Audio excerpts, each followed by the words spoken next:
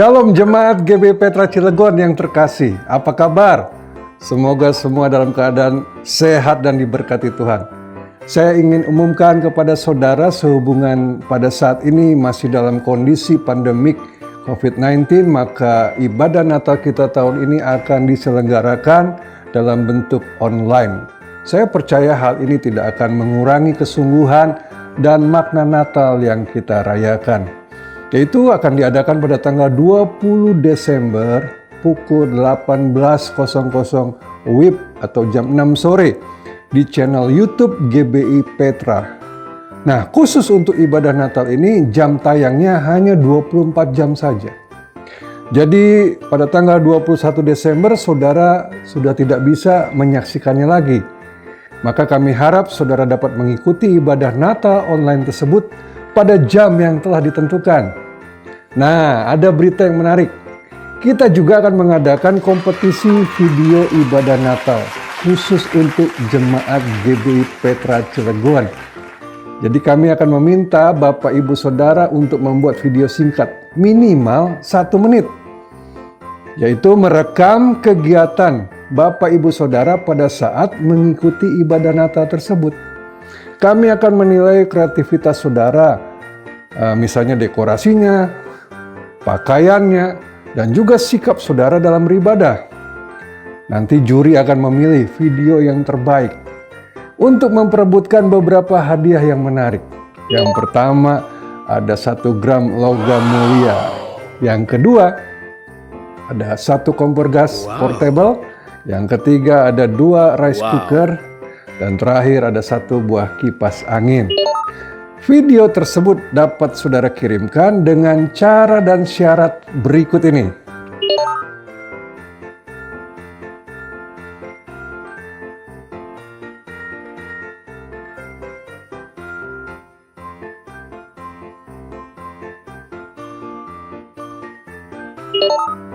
So, jangan lupa ikuti ibadah online Natal GB Petra 20 Desember 2020 pukul 18 WIB. Sampai jumpa lagi. Tuhan Yesus memberkati kita semua.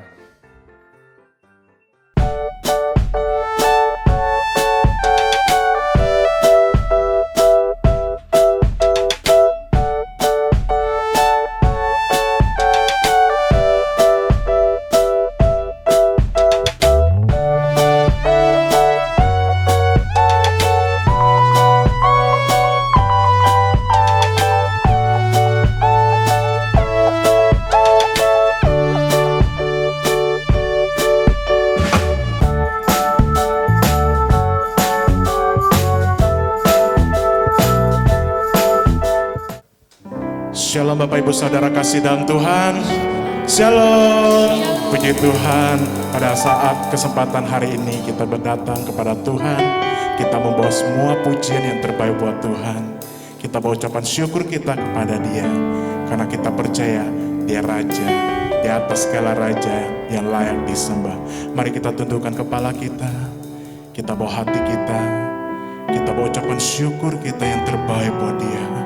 Karena kita percaya Dia Tuhan yang ajaib, Dia Tuhan yang agung, dan Dia Tuhan segalanya buat kita. Kami bersyukur Tuhan, buat hari ini Bapa. Kami bawa hati kami Bapa datang kepada-Mu Tuhan.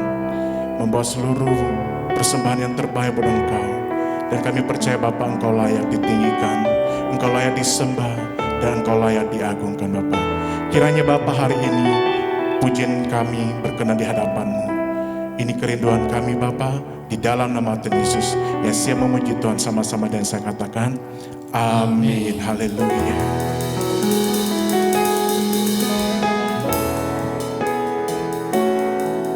Tuhan, Kaulah pengharapanku. Ku percaya hanya kepadamu, Yesus Allah perlindunganku. Engkau yang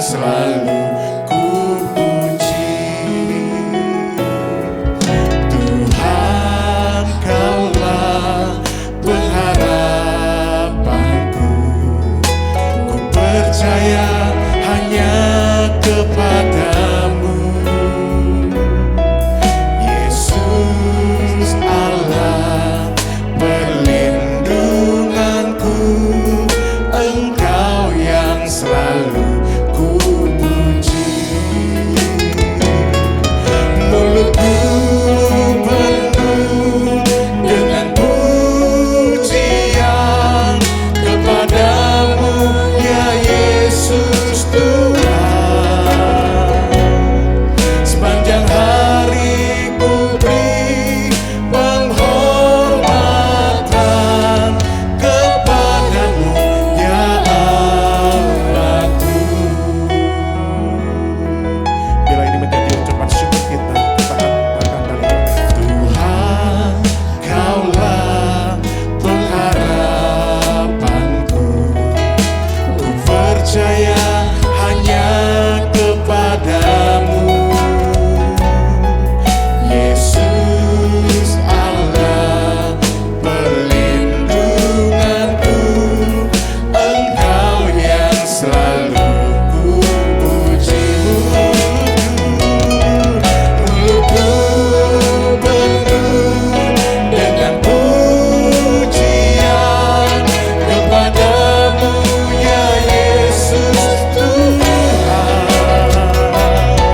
Sepanjang hari ku beri penghormatan kepadamu, ya Allah. Biarlah mulutku penuh dengan pujian kepadamu, ya Yesus Tuhan. Sepanjang hari ku beri penghormatan kepadamu, ya Allahku. Mari saudara katakan, mulutku penuh dengan pujian Yesus kepadamu, ya Yesus Tuhan. Sepanjang hari ku beri penghormatan kepadamu, ya Allahku.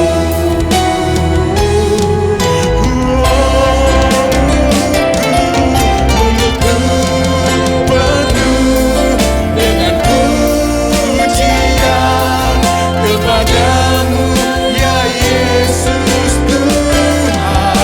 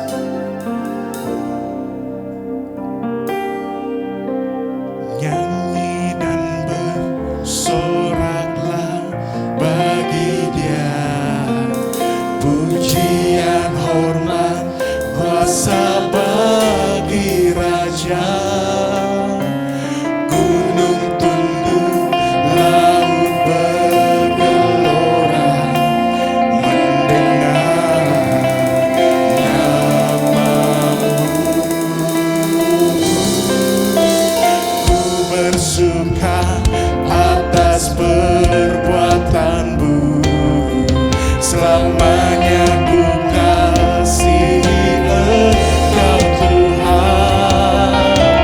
Tiada janji seperti yang ada padamu.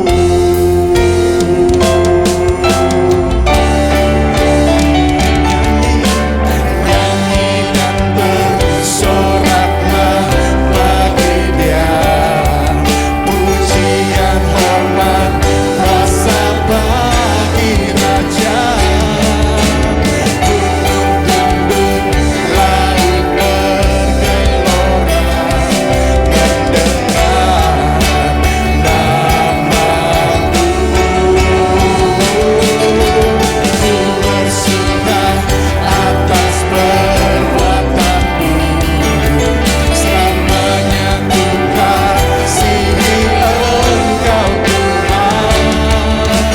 Tiada janji seperti yang ada padamu.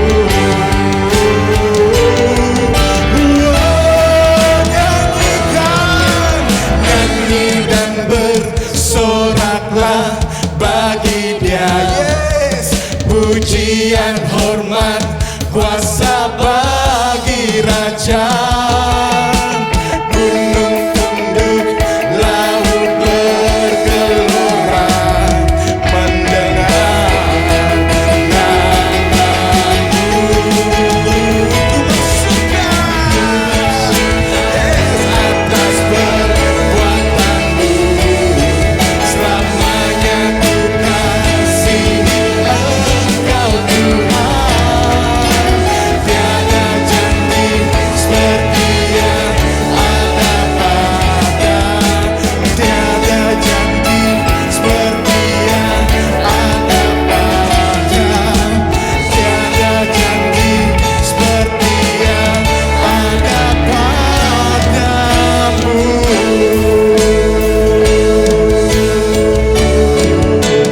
Mari sorakan haleluya.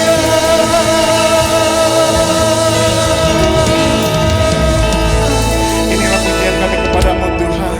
Beri sorak-sorai buat Engkau Tuhan. Kiranya pujian ini menyenangkan Engkau Tuhan. Kami siap memujimu lagi lebih lagi Tuhan, di dalam nama Tuhan Yesus. Yang siap memberikan yang terbaik lagi buat Tuhan. Sama-sama dan saya katakan amin. Haleluya. Haleluya. Mari kita naikkan syukur kita. Kita mau menari buat Tuhan. Amin. Yes.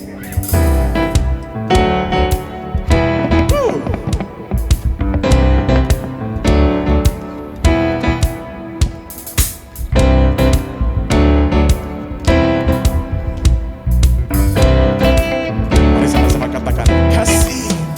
Kasih yang begitu besar, lebih kuat dari dosa.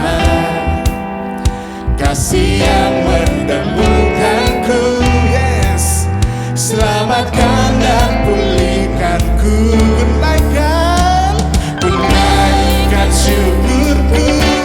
Ku tak akan berhenti memuji, meninggikan namamu selalu, menari, memuliakanmu. Sing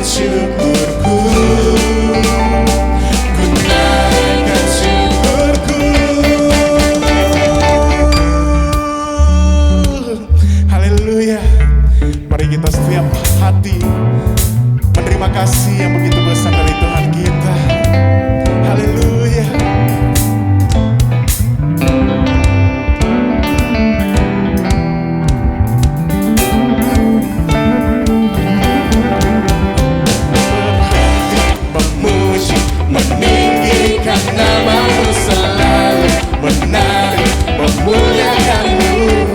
Dibebaskan, dibangkitkan, hidup yang Kau dan kini hanya tak akan meninggikan nama-Mu selalu, menari memuliakan-Mu. Dibebaskan, dibangkitkan, hidup yang Kau dan kini hanya untuk-Mu. Dan kini hanya untuk-Mu. Haleluya. Terima kasih Tuhan. Terima kasih Tuhan Yesus. Kami mau siapkan hati kami, mau menerima semua isi hati-Mu Tuhan, kebenaran firman-Mu Tuhan. Biarlah firman-Mu Tuhan yang menjadi rema buat setiap hidup kami Tuhan.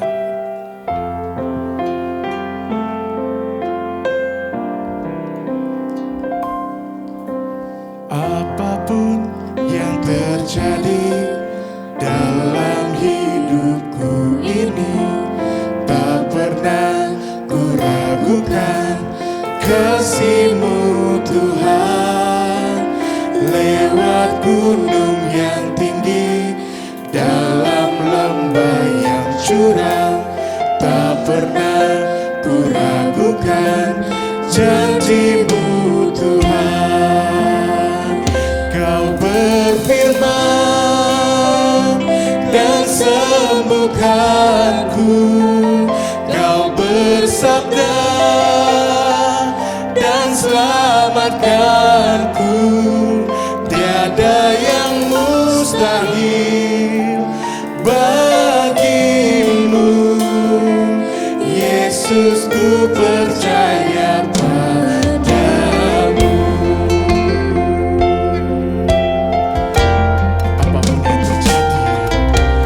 Apapun yang terjadi dalam hidupku ini, tak pernah ku ragukan kasih-Mu Tuhan. Lewat gunung yang tinggi, dalam lembah yang curam, tak pernah ku ragukan janji-Mu Tuhan. Kau berfirman dan sembuhkanku, Kau bersabda dan selamatkanku. Tiada yang mustahil bagi-Mu, Yesus, ku percaya padamu. Kau berfirman, Kau berfirman, sembuhkanku. Kau bersabda dan selamatkanku. Tiada yang mustahil bagi-Mu, Yesus, ku percaya padamu. Kau berfirman, Kau berfirman dan sembuhkanku. Kau bersabda dan selamatkanku.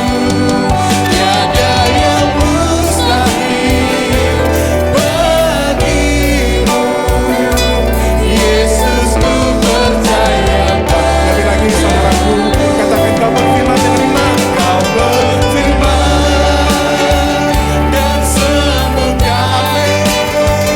Kau bersabda dan selamatkanku.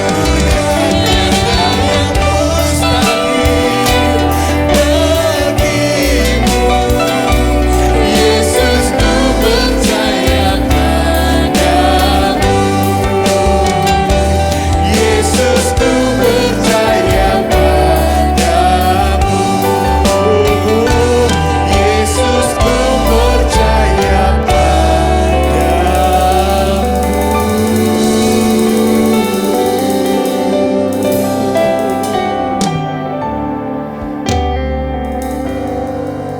Terima kasih Tuhan.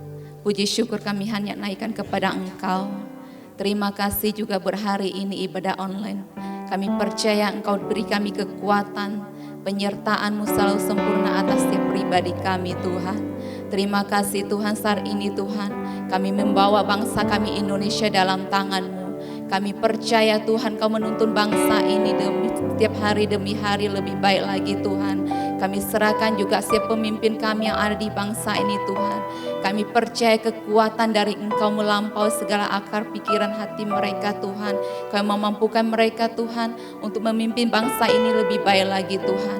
Setiap masalah apapun yang terjadi atas bangsa ini Tuhan, kami percaya Tuhan semuanya untuk mendatangkan kebaikan Tuhan. Terima kasih Bapa, Engkau berkati Tuhan Presiden, Wakil Presiden Tuhan. Bahkan setiap jajaran pemerintah kami percaya hikmat dari Engkau turun atas mereka Tuhan.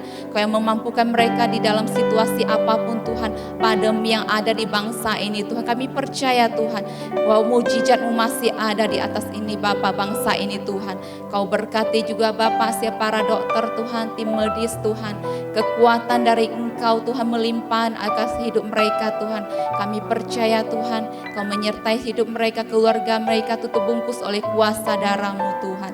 Terima kasih Bapa, kami serahkan juga Bapa Provinsi Banten ini dalam tangan-Mu Tuhan. Kami percaya Tuhan ada damai sejahtera-Mu Tuhan atas kota kami Tuhan. Diberkatilah kota kami di dalam nama Yesus Tuhan. Bahkan setiap pemimpin yang ada di kota ini kami percaya Tuhan Kau yang berikan kekuatan dari Engkau Tuhan. Bahkan setiap masyarakat yang ada Tuhan Kau berikan kekuatan damai sejahtera Tuhan. Hingga mereka tetap punya pengharapan di dalam Engkau Tuhan. Terima kasih juga Pak, kami serahkan juga Tuhan Bapak Gembala kami Tuhan, Wakil Gembala Tuhan, bahkan setiap pengurus Tuhan, setiap pengerja Tuhan, Kau urapi Tuhan hikmat dari Engkau Tuhan, kekuatan dari Engkau, bahkan kesehatan hati dari Engkau Tuhan di dalam nama Yesus Tuhan. Kau memampukan di dalam kuasa-Mu Tuhan, tetap setia untuk melayani Engkau di situasi apapun Tuhan. Kami serahkan juga Bapa hari ini Tuhan, setiap hamba-hamba-Mu yang terlibat dalam pelayanan Tuhan, baik worship leader, singer Tuhan, tim musik Tuhan, Kau urapi Tuhan lebih lagi Tuhan, hingga terus Bapa hidup kami Tuhan untuk memuji menyembah Engkau Tuhan. Kami serahkan umat-Mu yang ada di GPI Petra juga dalam tangan-Mu Tuhan. Kami percaya Tuhan umat-Mu Tuhan, umat yang luar biasa Tuhan, umat-umat yang pemenang bagi Engkau Tuhan, tetap setia Tuhan di dalam ibadah apapun itu Tuhan, di dalam nama Yesus Tuhan. Saat ini Tuhan kami umat-Mu Tuhan, siapkan hati kami Tuhan untuk mendengar firman-Mu Tuhan. Berbicaralah Tuhan lewat hamba-Mu Tuhan, Kau urapi Tuhan di dalam nama Yesus. Kami berdoa ucap syukur. Amin. Shalom, puji Tuhan. Jemaat GBI Petra Cilegon, saya secara pribadi mengucapkan selamat beribadah pada hari Minggu yang kedua di bulan Desember 2020 ini. Tidak terasa kita sudah sebentar lagi kita menjelang Natal.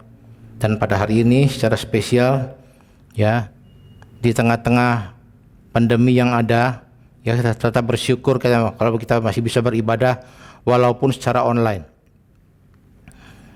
Baik, saya akan membacakan beberapa ayat firman Tuhan dari Kitab Rut Perjanjian Lama, Kitab Rut pasal yang pertama ayat 1 sampai dengan ayat yang kelima. Atau saya baca sampai ayat yang ke-6, Saudara perhatikan. Demikian firman Tuhan, Kitab Rut pasal yang pertama ayat 1 sampai dengan ayat yang ke-6. Pada zaman para hakim memerintah, ada kelaparan di tanah Israel. Lalu pergilah seorang dari Bethlehem Yehuda beserta istrinya dan kedua anaknya laki-laki ke daerah Moab untuk menetap di sana sebagai orang asing. Nama orang itu ialah Elimelech. Nama istrinya ialah Naomi dan nama kedua anaknya Mahlon dan Kilion. Semuanya orang-orang Efata dari Bethlehem Yehuda. Dan setelah sampai ke daerah Moab, diamlah mereka di sana. Kemudian matilah Elimelech suami Naomi, sehingga perempuan itu tertinggal dengan kedua anaknya. Kedua anaknya laki-laki itu mengambil perempuan Moab, yang pertama bernama Orpa, yang kedua bernama Rut, dan mereka diam di situ kira-kira 10 tahun lamanya. Lalu matilah keduanya, matilah Mahlon dan Kilion, sehingga Naomi itu kehilangan kedua anaknya dan juga kehilangan suaminya. Ayat yang ke-6, kemudian berkemaslah ia dengan kedua menantunya dan ia pulang dari daerah Moab. Sebab di daerah Moab ia mendengar bahwa Tuhan telah memperhatikan umatnya dan memberikan makanan kepada mereka. Amin. Nah, saudaraku yang Tuhan kasih, bahwa kitab Rut ini adalah sebuah kitab sejarah dari bagian gulungan surat Ibrani. Kalau saudara ke Israel, ya di museum sekarang ini salah satu surat Rut ini, kitab Rut ini ada di sana, gulungan surat-surat Ibrani, ya. Itu surat-surat yang dianggap tulisan-tulisan kudus, atau dengan bahasa Ibraninya hagiografa, yaitu tulisan kudus. Biasanya kitab ini dibacakan di depan umum pada hari raya panen orang-orang Yahudi, ibadah hari raya tahunan, kalau biasanya bulan September setiap tahun. Itu dimana kalau dulu itu dibacakan pada hari raya panen atau hari raya Pentakosta. Kitab Rut ini harus dibacakan di muka umum. Kalau saudara pergi ke Israel, di depan tembok ratapan, orang membaca kitab rabi-rabi orang Yahudi sekarang ini, salah satu kitab yang dibaca ini adalah kitab Rut. Nah saudara, dalam kitab Rut ini dikisahkan satu keluarga yang hidup di zaman hakim-hakim, kurang lebih tahun 1350 sebelum Masehi. Nama suaminya bernama Elimelek. Elimelek itu artinya Allah adalah rajaku. Kata El itu berasal dari kata Elohim, sehingga ada kata El Shaddai. Ya. Dan juga banyak nama-nama yang dipakai L-nya ini, Samuel. Ada lagi sebuah tempat yang bernama Peniel.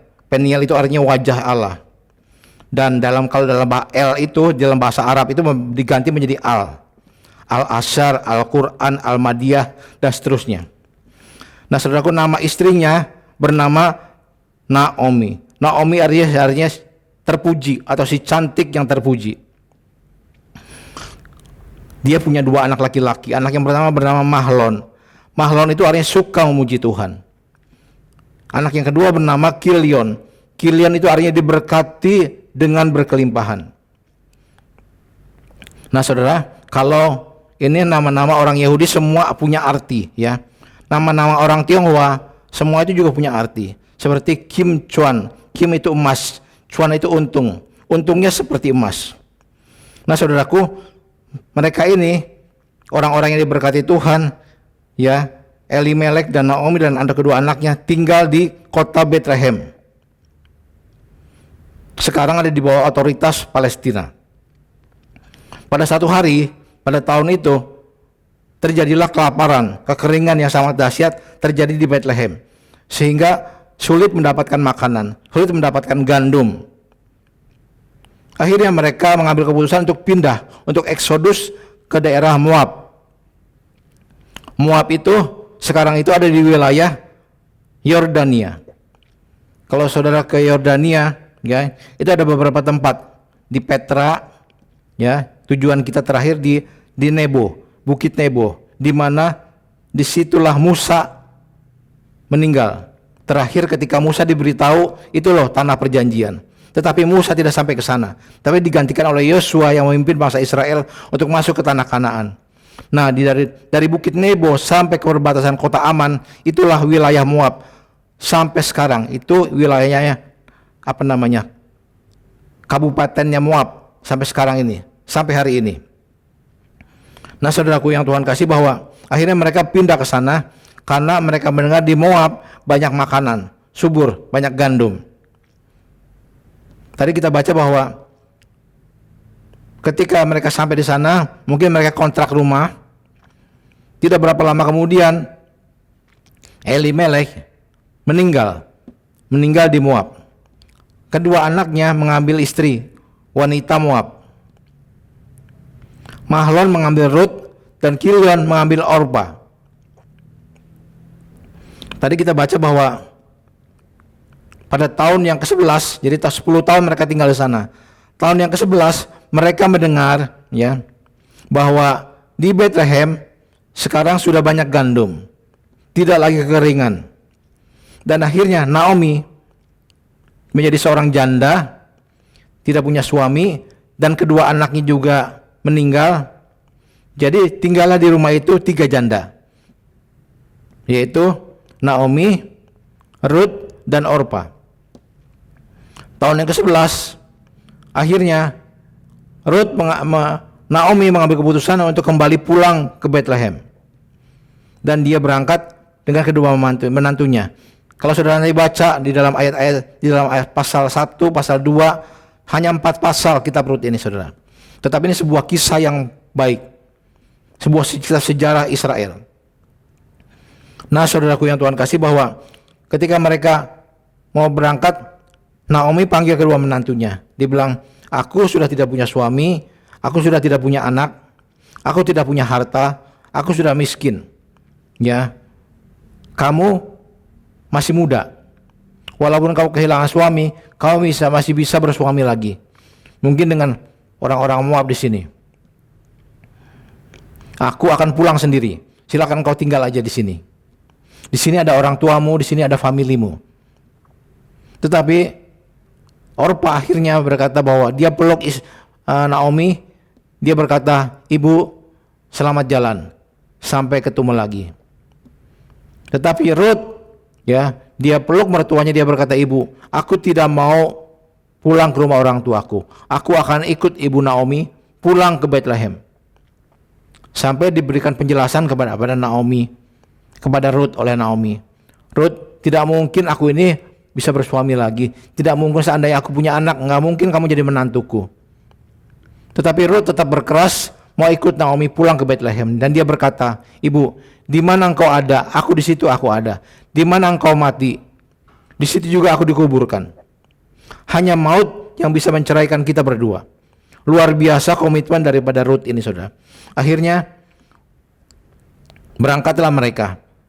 Ya, singkat ceritanya, di akhir pasal yang pertama ini sampailah mereka di kota Bethlehem. Berapa lama perjalanan tidak dicatat di sini. Tapi pengalaman saya perjalanan dari Israel masuk ke border Yordania kurang lebih 10 jam perjalanan sampai ke Aman. Itu naik bus. Bagaimana waktu zaman dulu itu hanya ada onta. Ya, mereka mungkin jalan kaki. Mereka berjalan sampailah mereka di Bethlehem. Sampai di sana mereka tidak punya sesuatu apa yang mau dimakan, apa yang harus dikerjakan. Nah, saudaraku yang Tuhan kasih, bahwa ini sebuah misteri, saudara. Ya, berapa lama mereka berjalan, berapa lama mereka sampai di Bethlehem, kemudian apa yang harus dilakukan di Bethlehem, tidak ada yang tahu. Nah, saudaraku yang Tuhan kasih,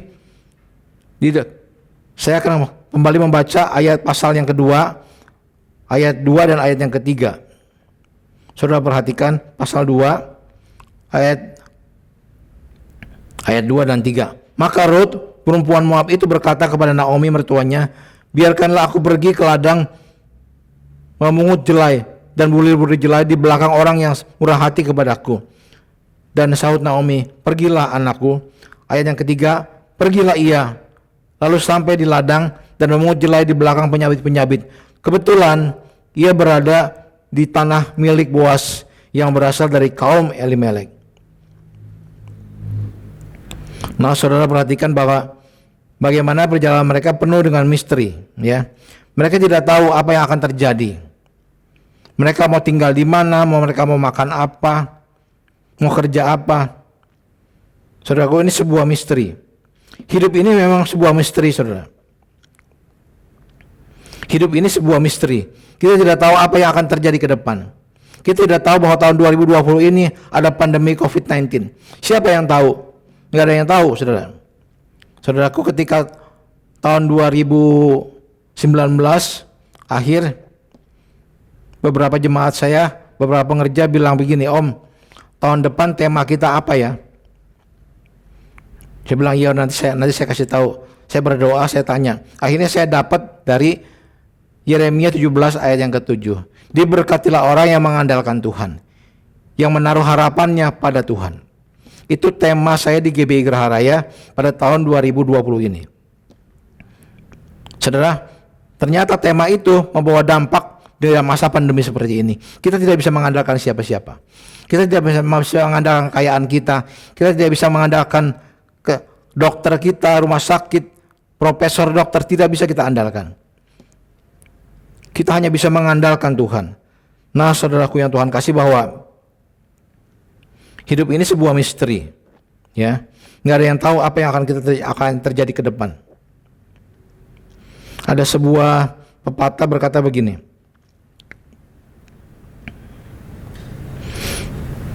yesterday is history.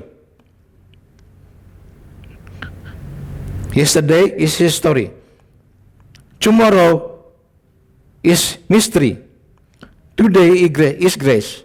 Saudara, masa lalu itu hanya tinggal sejarah. Kita nggak bisa mengulangi masa yang lalu. Masa depan kita nggak tahu apa yang akan terjadi masa depan kita. Setahun lagi, sebulan lagi, atau besok terjadi apa, kita nggak tahu akan terjadi apa. Nah, saudaraku yang Tuhan kasih, Rut berjalan dengan iman. Dan saudaraku, hari ini saya ingin berbicara tentang ayat yang ketiga. Saudara perhatikan ayat yang ketiga.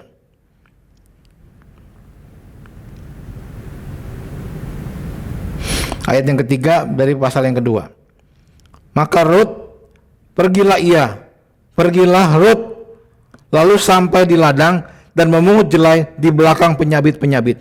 Kebetulan ia berada di tanah milik Boas yang berasal dari kaum Elimelek. Kalau saudara garis bawahi kata kebetulan.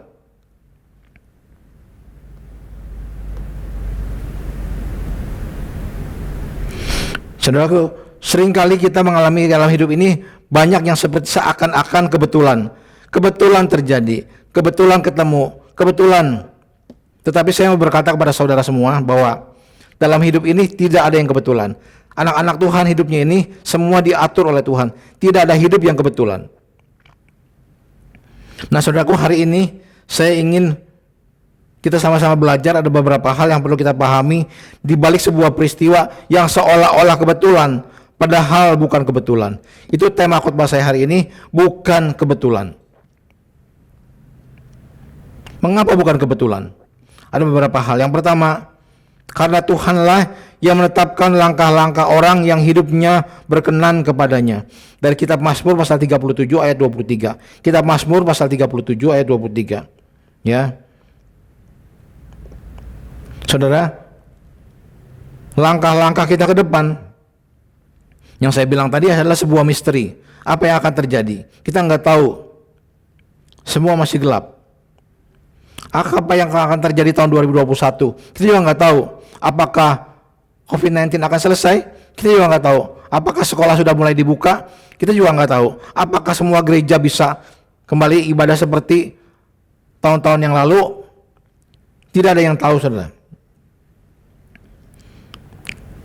Sehingga kitab Yeremia bilang begini, Yeremia 10 ayat 23. Aku tahu ya Tuhan, bahwa manusia tidak berkuasa menentukan jalannya. Manusia tidak berkuasa menentukan jalannya. Dan orang yang berjalan tidak berkuasa untuk menetapkan langkah-langkahnya. Demikian juga Naomi dan Rut ini, ya saudara, mereka tidak tahu ya apa yang akan terjadi. Tetapi mereka tetap melangkah. Dan mereka percaya bahwa Tuhanlah yang menetapkan langkah-langkah hidupnya, saudara. Tetapi saudara perlu perhatikan kuncinya di sini. Ayat yang ke-23 tadi, ayat yang ke-23 Mazmur 37, bahwa Tuhanlah yang menetapkan langkah-langkah orang yang hidupnya berkenan kepadanya. Garis bawahi, yang berkenan kepadanya. Masalahnya kita ini berkenan enggak? Nah, saudaraku yang Tuhan kasih, bahwa mereka, Naomi dan Rut ini berjalan dengan iman. Mereka percaya bahwa Tuhan yang menuntun mereka, yang mengarahkan langkah-langkah mereka. Nah, saudaraku yang Tuhan kasih, bahwa bagaimana pertobatan daripada Rut? Ya, saya tidak terlalu banyak bisa menjelaskan di sini. Rut ini dari suku Moab. Suku Moab ini adalah suku yang terkutuk, saudara. Suku yang terkutuk. Dan di Moab tidak ada orang yang menyembah kepada Tuhan. Mereka menyembah berhala. Sebenarnya Moab ini, kalau saudara membaca dalam kitab Kejadian, bagaimana ketika Tuhan berbicara kepada Abraham, Abraham, aku sudah melihat di Sodom dan Gomora ini semua orang sudah berdosa. Nggak ada orang yang benar. Aku akan bakar kota Sodom dan Gomora dengan api belerang dari langit. Tapi di sana ada Lot dan istrinya dan anak-anaknya. Lalu terjadilah negosiasi, ya. Ini orang yang bisa nego dengan Tuhan. Dia berkata, Tuhan, bagaimana kalau ada 40 orang, 50 orang yang benar di sana? Ada 45 orang yang benar di sana. Ada 40 orang yang benar di sana. Apakah Tuhan akan membakar kota itu? Tuhan bilang, kalau ada di sana 40 orang saja, aku akan batalkan niatku ini. Sampai terjadi bertawar-menawar, Tuhan, bagaimana kalau ada 10 orang saja di sana yang hidupnya berkenan kepadamu? Apakah engkau akan membakar Moab? Tuhan berkata, kalau seandainya ada 10 orang saja, aku batalkan niatku itu. Nah, di sana itu ada Lot, istrinya, dan kedua anak perempuannya. Jadi, bagaimana Tuhan tidak langsung membakar kota Sodom dan Gomora, tapi Tuhan datang langsung ke kota Sodom dan Gomora. Bagaimana dia mengeluarkan Lot dan istrinya dan kedua anak perempuannya dibawa lari sampai dia pergi ke pegunungan, sampai keluar kota Sodom dan Gomora, sampai di sebuah kota yang bernama kota Zoar. Nah, saudaraku yang Tuhan kasih, bahwa bagaimana kota Moab ini berasal dari sini.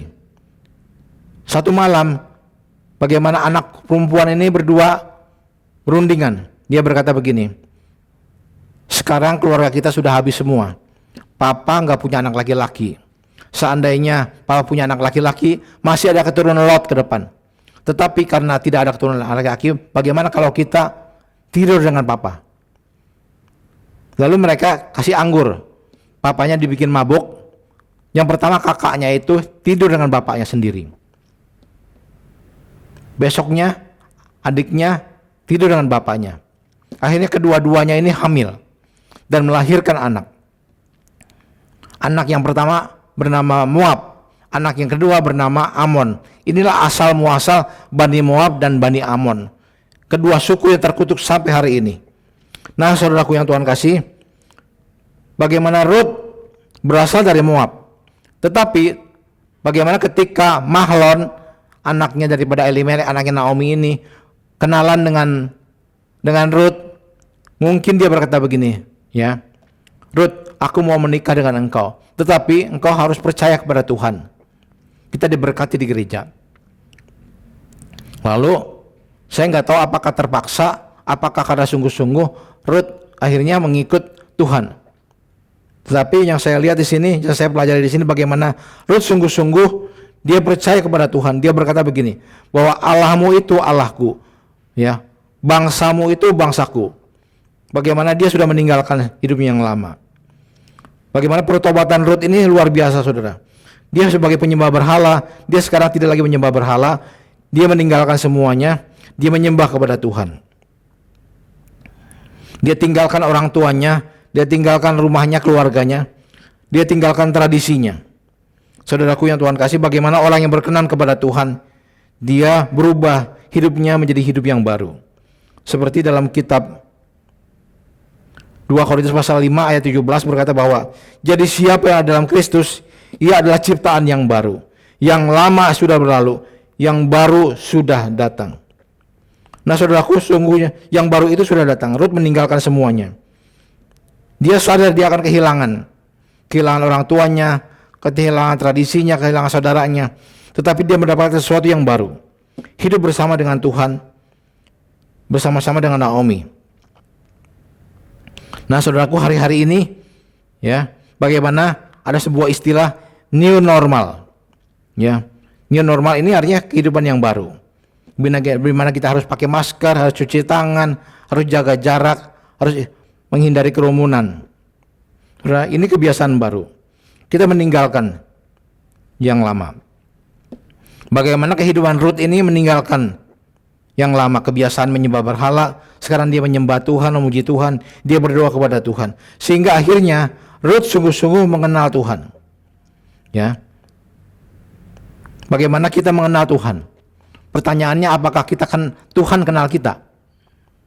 Nah, saudaraku yang Tuhan kasih, bahwa ini perlu kita renungkan baik-baik. Perlu kita evaluasi diri kita. Apakah Anda kenal Tuhan? Oh, kenal Tuhan Yesus. Pertanyaannya, apakah Tuhan kenal kamu? Nah, ini saudaraku, hati-hati ya. Karena Injil Matius pasal 7 berkata, pada akhir zaman ini banyak orang yang berseru kepadaku, Tuhan, Tuhan.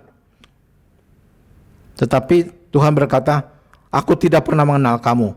Matius 7 ayat 23. Ternyata Tuhan tidak kenal. Kenapa? Karena hidupnya tidak berubah.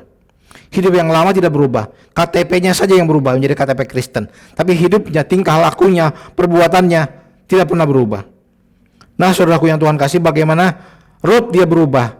Dia mengenal kepada Tuhan, sungguh-sungguh. Kata mengenal dalam bahasa asli memakai kata ginosko. Mengenal karena intim, karena bergaul. Saya mengenal kepada orang tua saya mengenal kepada bapak rohani saya, almarhum Om Mesak. Saudaraku, mengenal. Kenapa? Karena kita mengenal. Bergaul, karena kita bergaul. Ya, banyak orang yang dikenal, tapi dia tidak dikenal.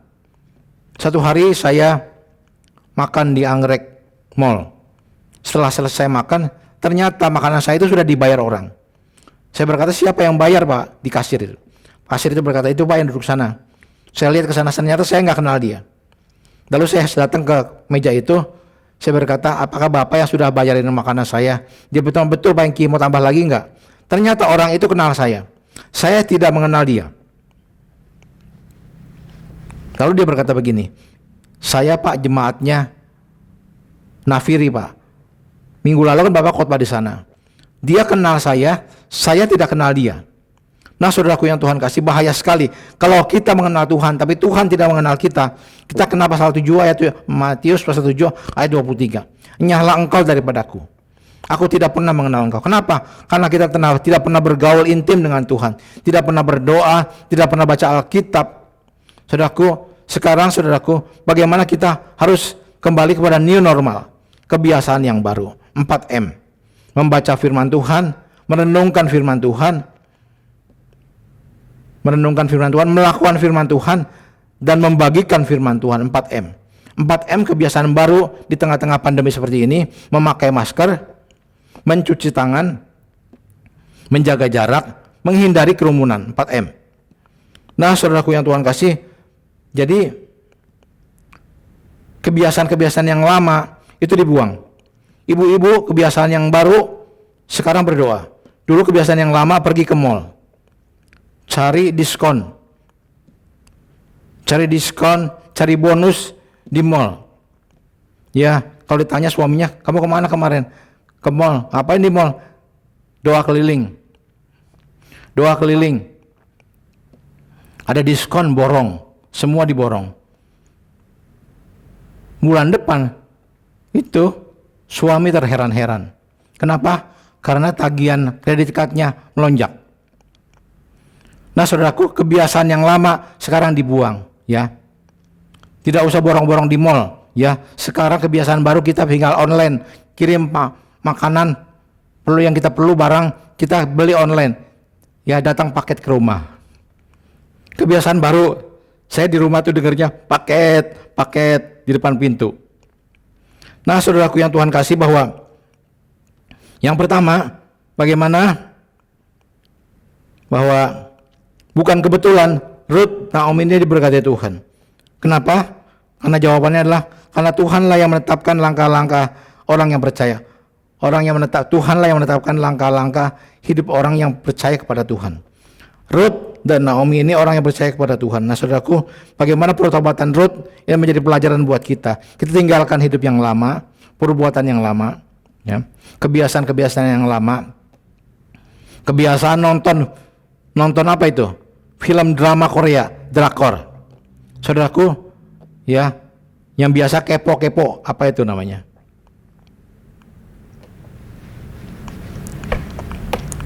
Bagaimana kebiasaan-kebiasaan itu hanya membentuk hidup kita. Yang membentuk hidup kita kemudian itu karena pergaulan kita. Nah, saudaraku, bahwa pergaulan kita hari-hari ini, kita lebih bersekutu dengan komunitas kita. Ya, di Komsel, ya, saya di Geraha Raya itu ada Komsel online. Ada doa hari Kamis jam 7 malam itu pakai Zoom. Kita manfaatkan semua fasilitas yang ada. Walaupun kita tidak bisa berjumpa secara tatap muka, tapi kita percaya bahwa doa kita didengar Tuhan. Buat sebuah kebiasaan baru yang menyenangkan hati Tuhan. Hal yang kedua yang perlu kita pahami, kenapa bukan kebetulan? Hal yang kedua, karena Allah turut bekerja dalam segala sesuatu untuk mendatangkan kebaikan. Roma 8 ayat 28. Allah turut bekerja dalam segala sesuatu untuk mendatangkan kebaikan. Ya. Ruth bukan kebetulan dia kembali ke Bethlehem. Bukan kebetulan dia ada di ladangnya Boas. Nanti saudara baca pasal 1 sampai pasal 4 ini, bagaimana luar biasa Tuhan turut bekerja. Dia mendatangkan kebaikan buat Ruth. Dia mendapatkan berkat-berkat dari ladang itu. Dia hanya memungut gandum, sisa-sisa gandum yang jatuh. Sisa-sisa gandum yang jatuh. Saya dulu punya saudara, ya, jual beras di Kebayoran Lama. Setiap kali datang beras dari truk itu ada ibu-ibu yang pakai sapu, pakai serokan, namanya kalau dulu itu pengki, ya. Dia serokin beras sisa-sisa yang itu, dia ambil sisanya itu. Untuk apa? Untuk dia makan, karena dia nggak bisa beli beras. Saya membayangkan bagaimana Ruth dia memunguti jelai-jelai yang jatuh di ladangnya Boas itu, sehingga akhirnya Boas ini, ya, lihat ini orang kok rajin benar kerjanya. Dia tanya siapa itu sama pembantu-pembantunya. Orang berkata dia ini menantunya Naomi, ya, suaminya Mahlon. Suaminya Mahlon sudah meninggal. Sekarang dia seorang janda. Dia hidup mengutin jelai di sini untuk makan berdua dengan mertuanya. Nah, saudaraku yang Tuhan, bagaimana Ruth dia bekerja rajin, sehingga Allah turut bekerja ketika dia bekerja. Saudaraku, ketika kita bekerja dengan sungguh-sungguh, Tuhan turut bekerja. Di masa pandemi seperti ini, banyak orang yang kena PHK, banyak perusahaan yang tutup, restoran tutup, travel tutup, hotel tutup. Ya, bahkan saya dengar di Singapura sebuah apartemen, Depstur yang besar, Robinson, yang ada di Orchard Road itu, Robinson besar sekali. Sekarang tutup Robinson. Karyawannya PHK. Dan baru kemarin saya baca di kompas.com bahwa Matahari Depstur akan mengurangi 6 gerai, ya, pada tahun 2021. Tutup 6 atau 7, tutup. Karyawan PHK. Bagaimana KFC rugi 280 miliar. Dan dia sekarang sedang berinovasi untuk mencari sesuatu yang lain. Saudara sering di sini, ya, di tempat saya di Geraha Raya ini, di daerah Serpong, ada mobil yang jual pizza. Pizza, sejak saya tahu ada pizza, belum pernah ada pizza yang dijual di pinggir jalan pakai sepeda motor. Sekarang mereka lakukan itu. Kenapa? Karena masa-masa seperti ini nggak ada yang beli pizza, nggak ada yang makan pizza di restoran. Nah, saudaraku, hari-hari ini bagaimana di masa seperti ini kita tidak bisa tinggal diam. Kita tidak hanya berdoa, tetapi kita bekerja, berusaha, berinovasi. Ada terobosan-terobosan, ada kreativitas. Ya, saya belum pernah menyangka bahwa tahun ini ibadah harus online. Saya belum pernah ibadah online. Sejak gereja ini ada tahun 2000, tahun 94, 93, 94, belum pernah ada ibadah online. Tetapi hari ini kita harus beribadah secara online. Kita harus berinovasi. Apa yang harus kita lakukan ke depan? Nah, saudaraku yang Tuhan kasih, sebab itu saya mendorong setiap anak Tuhan, hamba-hamba Tuhan, mari kita berinovasi. kita berkreasi, berkreatif. Ya.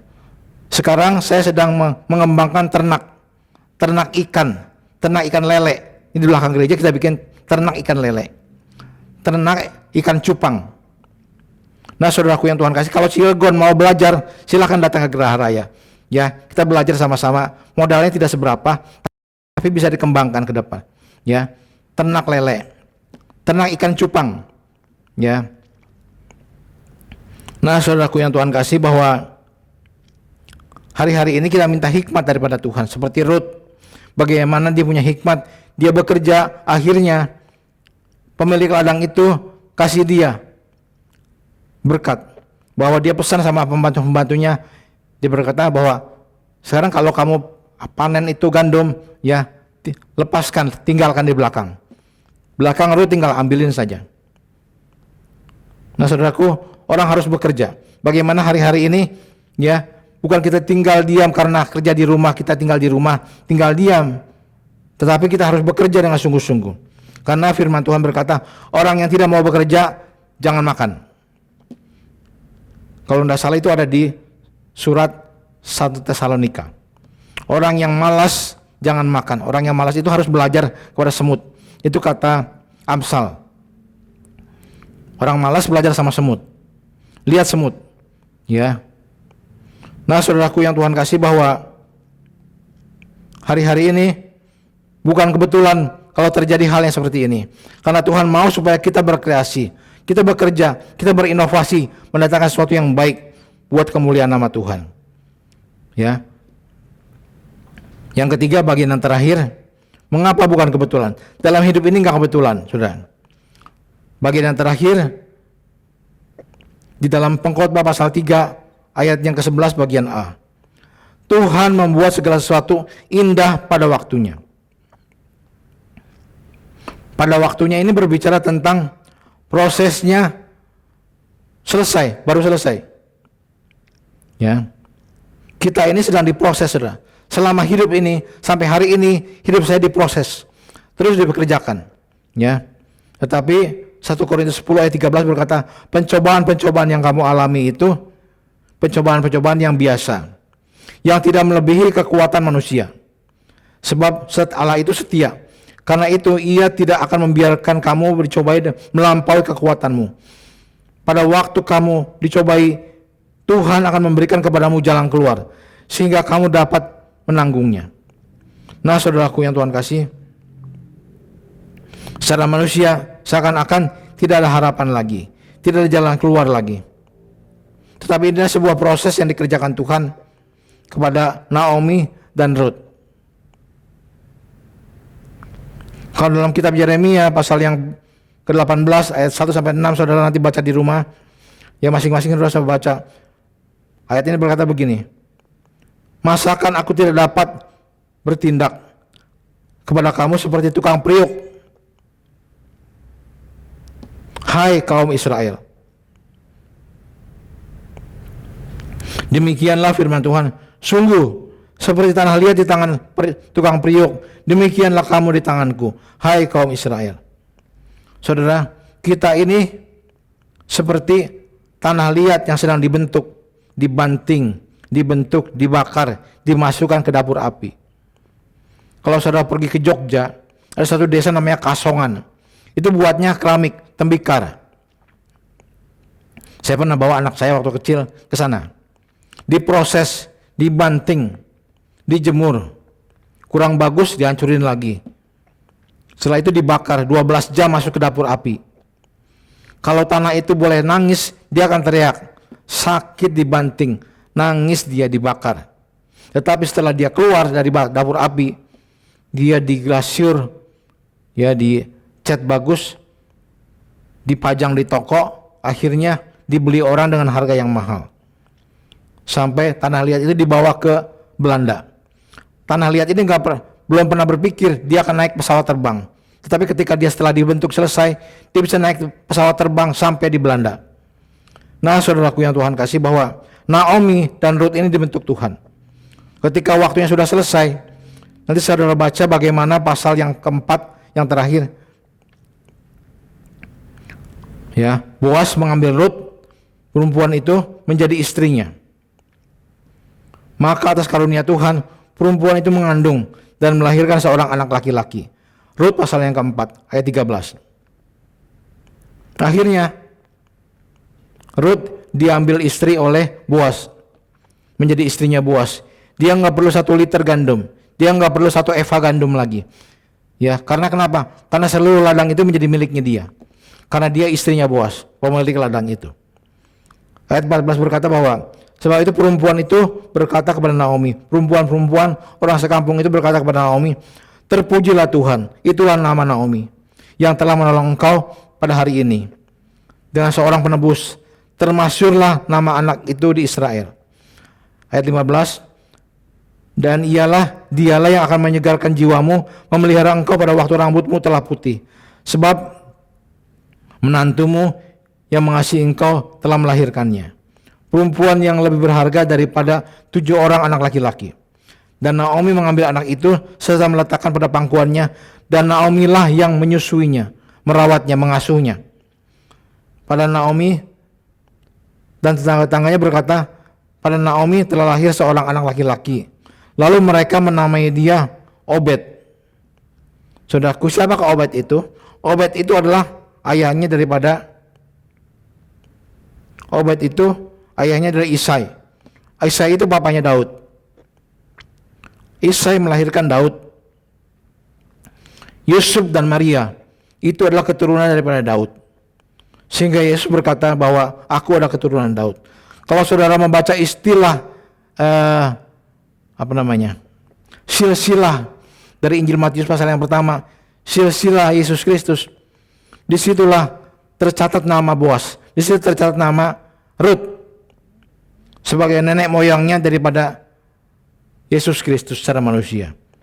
Nah, saudaraku yang Tuhan kasih, dalam hidup ini tidak ada yang kebetulan. Kelahiran Yesus yang akan kita rayakan pada tanggal 25 Desember ini bukan kebetulan. Semua dirancang Tuhan, semua direncanakan Tuhan. 700 tahun sebelum Masehi, kitab Nabi Yesaya sudah berbicara akan lahir seorang raja. Saudaraku yang Tuhan kasih, kita pelajari kitab Rut ini dari pasal 1 sampai pasal 4 sungguh menarik. Dan saya mau berkata pada akhir khotbah saya ini bahwa dalam hidup ini tidak ada yang kebetulan, ya. Kelahiran Yesus tidak ada yang kebetulan. Kita menjadi orang Kristen tidak ada yang kebetulan.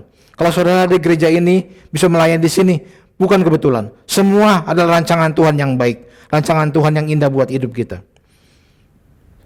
Karena rancangan Tuhan itu indah. Yeremia pasal 29 ayat yang ke-11. Rancangan yang penuh damai sejahtera dan hari depan yang penuh harapan menjadi bagian pada kita. Saudara, kita orang percaya, ada 3 hal hari ini yang kita perlu pahami dan pelajari. Yang pertama, kenapa tidak kebetulan? Karena Tuhanlah yang menetapkan langkah-langkah setiap orang yang percaya kepadanya, yang hidupnya berkenan kepada Tuhan. Hidup saudara berkenan kepada Tuhan. Tuhan yang akan menetapkan engkau tahun 2021, 22 atau sampai kapan? Kita nggak tahu. Yang kedua, Allah turut bekerja dalam segala sesuatu untuk mendatangkan kebaikan. Ya. Kalau saudara sedang menderita hari ini masalah ekonomi, pekerjaan, rumah tangga, ya, jangan khawatir, ya, karena Tuhan ada di tengah-tengah saudara. Tuhan turut bekerja dalam segala sesuatu untuk apa? Untuk mendatangkan kebaikan bagi saudara dan seluruh keluarga. Yang ketiga, Tuhan akan membuat segala sesuatu itu indah pada waktunya. Amin untuk firman Tuhan. Kita berdoa. Bapa di surga, terima kasih buat kesempatan pagi hari ini kami bersama-sama mendengar firman Tuhan melalui ibadah online, ya Tuhan. Terima kasih Bapa di surga. Hamba berdoa buat seluruh jemaat-Mu yang ada di GBI Petra Cilegon ini Tuhan. Tuhan terus boleh pakai. Tuhan berkati Bapak Gembala, Pak Filipus, dengan seluruh keluarga, dengan seluruh tim yang ada, sehingga di tengah-tengah pandemi seperti ini, ya, terus karya Tuhan bisa dinyatakan di tengah-tengah umat-Mu yang ada di kota Cilegon ini Tuhan. Makasih Bapa di surga, kami percayakan seluruh umat dalam tangan-Mu Tuhan. Kami juga percayakan rencana ibadah Natal kami pada tanggal 25 Desember yang 25 Desember yang akan datang.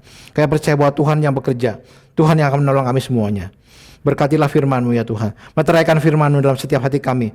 Mampukan kami bukan hanya mendengar, tapi melakukan dalam setiap hidup kami. sehingga boleh menjadi berkat bagi banyak orang. Terima kasih Bapa di surga, pujian, hormat, syukur bagimu. Dalam nama Yesus Kristus kami sudah berdoa dan kami mengucap syukur kepadamu. Haleluya. Bersama kita berkata, amin.